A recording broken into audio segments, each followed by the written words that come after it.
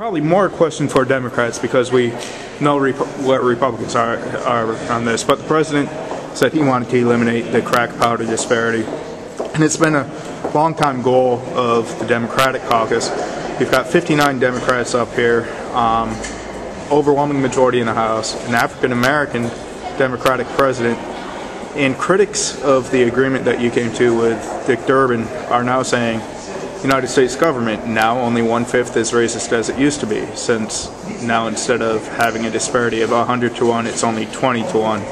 Is that criticism fair, and why do you think the Democrats caved on this?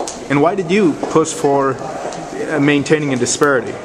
Well, I have been pushing for reform for 10 years. If you like to criticize my Democrat colleagues, the real criticism would be, why didn't they take the offer that I made 10 years ago and pass it, and maybe work to go further in the years since? I do think I'm a little unhappy with that. First, the 20-to-1 ratio is not a very good way to think about it. Essentially, we raise the amount to get 5 years in prison 5 times, more than 5 times actually. So it's a lot. It modified the sentences substantially. It also definitely reduced the crack powder disparity, which I think has been perceived and in reality was disproportionately harsh to African Americans involved in the cocaine or crack business. Isn't it still so? I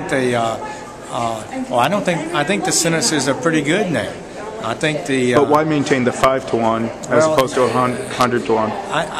Crack cocaine is much more dangerous. It goes directly into the lungs, goes straight to the brain through the blood system, and creates an intense high that creates a desire for another high.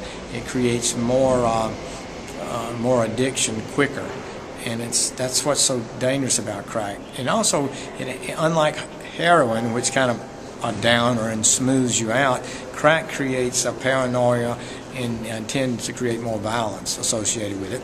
And the gangs that distribute crack are the most violent criminal gangs in America. So there are reasons why you don't want to eviscerate punishment. I know some out there think that we ought to eliminate drug punishments.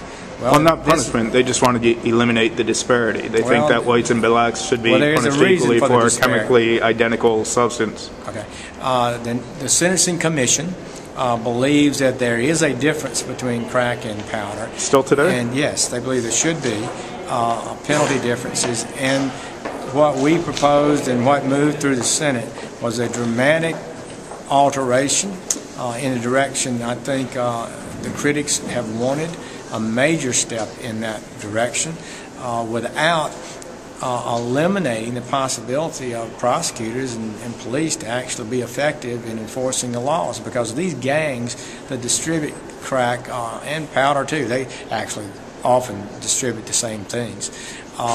Those gangs disturb neighborhoods and destroy lives and need to be eliminated as best possible. And what we learned in New York, I believe for a long time, is that even the smaller crimes, the street dealers, disturb neighborhoods, destabilize them, and help create other crimes and violence that goes with a destabilized neighborhood. So I think we came pretty close to striking the right balance. To be fair, I can see people wanting to go further, but I think the Democrats pushed as hard as they could push, and I didn't think we should go any further. To be fair, there are folks that are saying that this is good in a way, and that it's eliminated for the first time a mandatory minimum sentence.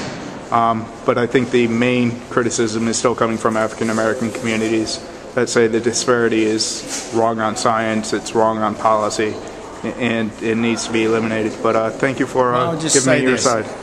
When I was a federal prosecutor and working to deal with violent gangs, the people in those neighborhoods thanked me repeatedly for removing them from the neighborhoods. And a 6-month sentence isn't very helpful.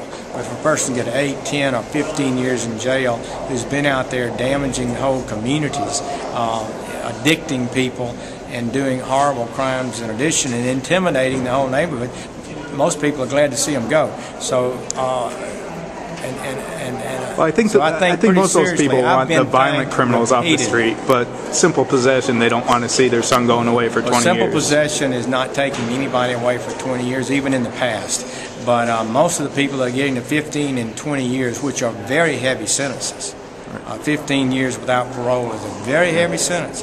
But most of those are people with prior records who've been proven to be dealing in drugs as their primary source of income for years, if not months. And so it's a sad truth that law enforcement is a part of making our communities safe. Thank you. You know, you're always very fair with your time with me.